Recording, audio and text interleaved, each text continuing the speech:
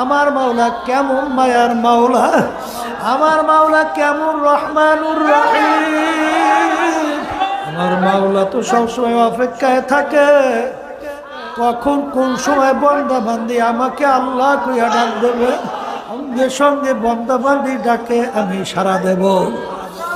আরে টান দিয়ে আমার কুদরতি কোলের ভিতরে টান দিয়া জায়গা দেব।